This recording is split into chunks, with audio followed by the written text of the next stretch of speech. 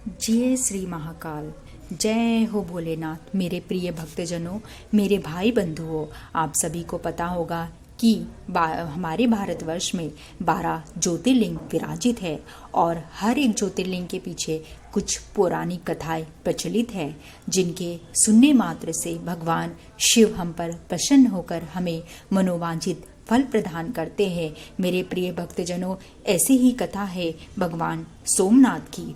मैं आपको भगवान सोमनाथ की पौराणिक कथा का वर्णन बताने जा रही हूँ। तो मेरे प्रिय भक्तजनों, प्यार से बोलिए जय श्री महाकाल। जय हो भोलेनाथ। जय हो शंभो हर हर महादेव हर।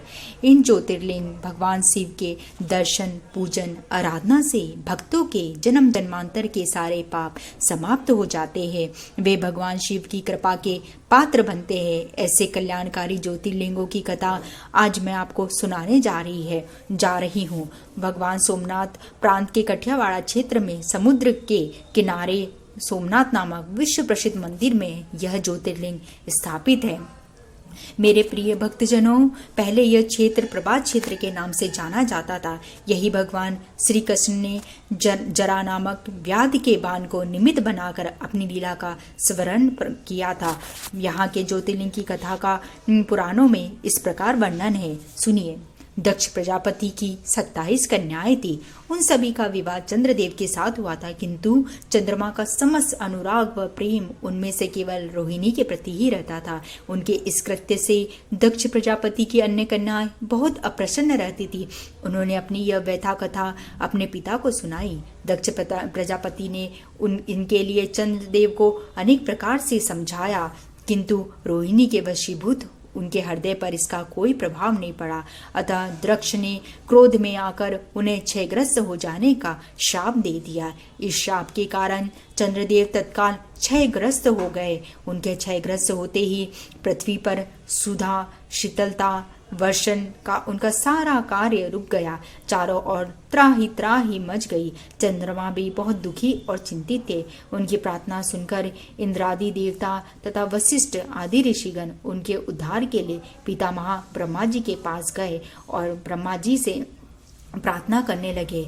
ब्रह्मा जी ने उनकी सारी बातों को सुनकर कहा, चंद्रमा अपने शाप विमोचन के लिए अन्य देवों के साथ पवित्र प्रभास क्षेत्र में जाकर मृत्युंजय भगवान शिव की आराधना करे।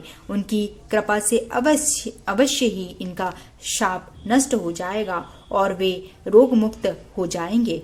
उनकी कथा अनुसार चंद्रदेव ने मृत्युंजय भगवान की आराधना का सारा कार्य पूरा किया। उन्होंने घोर तपस्या करते हुए 10 करोड़ बार मृत्युंजय मंत्र का जप किया। इससे प्रसन्न होकर मृत्युंजय भगवान शिव ने उन्हें अमृतत्व का वरदान प्रदान किया। भगवान शिव ने कहा, चंद्रदेव तुम शोक न करो, मेरे वर से तुम्हारा शाप मोचन तो होगा ही साथ प्रजापति दक्ष के वचनों की रक्षा भी हो जाएगी। कृष्ण पक्ष में प्रतिदिन तुम्हारी एक एक कला छिन्न होगी, किंतु पुनः शुक्ल पक्ष में उसी क्रम से तुम्हारी एक एक कला बढ़ा जाया करेगी।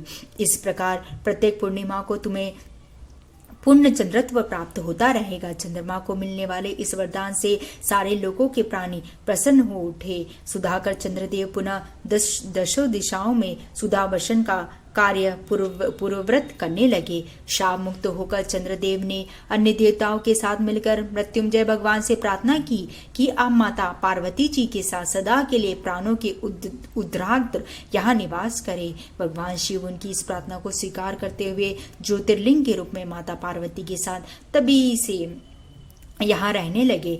पावन प्रभास क्षेत्र में इस सोमनाथ ज्योतिर्लिंग की महिमा महाभारत, श्रीमद्भागवत तथा स्कंद पुराण आदि में विस्तार से बताई गई है। चंद्रमा का एक नाम सोम भी था। उन्होंने भगवान शिव को अपना स्वामी मानकर यहाँ तपस्या की थी। अतः इसी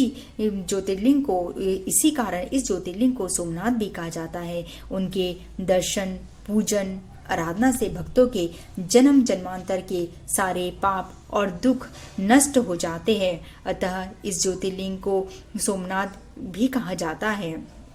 तो भक्तों, मैंने आपको भगवान सोमनाथ की ज्योतिर्लिंग की कथा सुनाई। हे प्रिय भक्तजनों, इस कथा को सुनने मात्र से भगवान शिव सब पर अपनी कृपा और अनुकृपा बनाए रखते हैं। बोलो महाकाल बाबा की जय।